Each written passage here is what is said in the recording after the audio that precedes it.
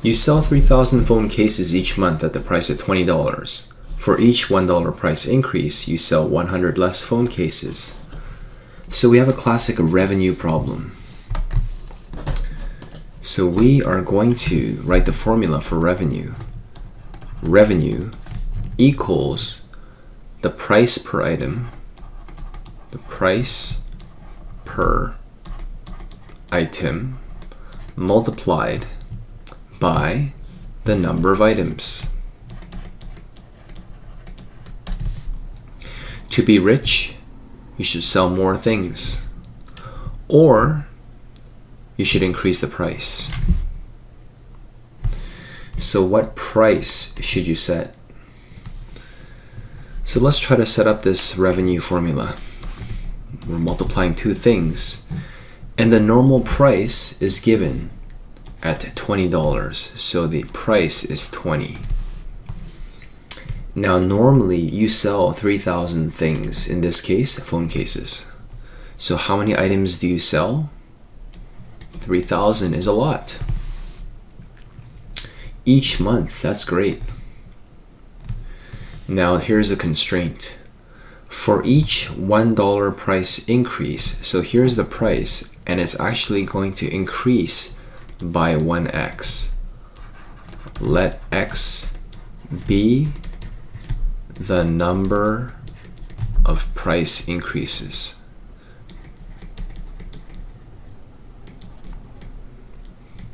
So this is the hardest thing to do, is just to set up the formula. Once you set up the formula and you recognize this as a classic revenue problem, the rest is just quadratics. You sell 100 less phone cases. The word less means you subtract 100x.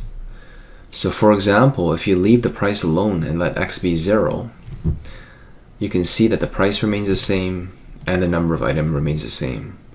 However, if you increase the price one time, x is 1, what happens to the price is 20 plus 1 times 1, which is just 1. The price goes up to $21. However, you lose some customers who are sensitive to price increases. So when you jack up x one time, you only sell 3,000 minus 100 items, which is 2,900 items. But can you imagine jacking up the price many times where x is, suppose x is 10, you increase the price 10 times. 20 plus 10 is $30, the price is being increased 10 times. However, you lose many customers. 3,000 minus 100 times 10 is 3,000 minus 1,000 is 2,000. So you only sell 2,000 items. The truth when it comes to money is this graph is parabolic. It's a parabola. There's an optimal sweet spot for setting the price. Sometimes setting the price too low makes you lose out, and sometimes setting the price too high makes you lose out as well, because no one wants to buy your overpriced item. So let's graph this. We already know how to expand, and we know how to find the maximum. So let's use technology this time to help us out a little bit. Okay, so when you punch this graph into Desmos, this is so tall.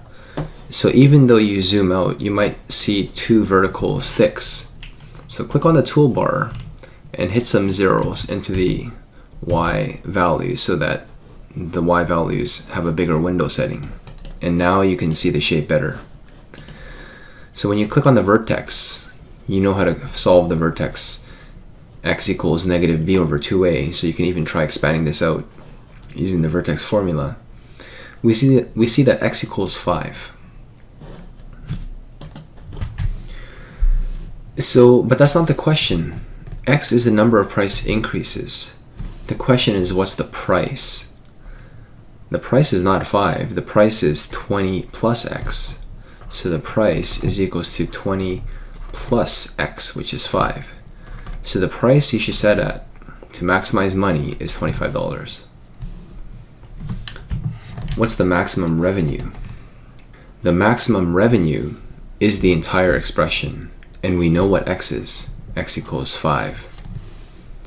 So from the graph, if you want to substitute 5 into here, that's okay. We know that the revenue is 62,500. How many phone cases are sold when revenue is maximized? So again, we know what x is. It's given as 5 from a previous question. But the question is how many phone cases? What's the number of items? So recall the formula up here. So the number of items is equals to 3000 minus 100x, and x happened to be 5. So please read the question carefully and make sure that you're actually answering the question. So 3000 minus 500 is 2500. So you sold a little bit less phones than usual, but it was worth it to increase the price a bit. And now it's your turn.